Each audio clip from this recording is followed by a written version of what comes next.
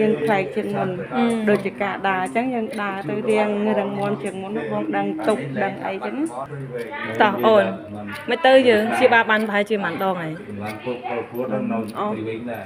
3ខ្ចប់3ចាប់ហើយប្រសើរបានប្រហែលភាគរយទៅខ្លួនឯងគាត់ថាខ្លួនឯងនៅពេលដែលឆ្លងកាត់ការព្យាបាលប្រហែលជា30ដងហ្នឹងតើទទួលបានផលអីខ្លះបើនិយាយពីភាគរយប្រហែលជាប៉ុន្មានភាគរយវាបាក់និយាយជាភាគរយបងតើថាយើងបើមើលមកវាដូចអត់ដឹងប្លែកទេតែបើសម្រាប់ខ្លួនឯងមកយើងប្លែកជាងមុនដូចជាការដើរអញ្ចឹងយើងដើរទៅរៀងរឹងមាំជាងមុនបងដឹងទុកដឹងអីចឹងមានកម្លាំងជាងមុនចោះដៃអីមិនទៅដៃក៏រៀងដឹងជាងមុនដែរតែការក្តាប់លាអីនៅអត់ទាន់ព្យាបានទេបងព្រោះអី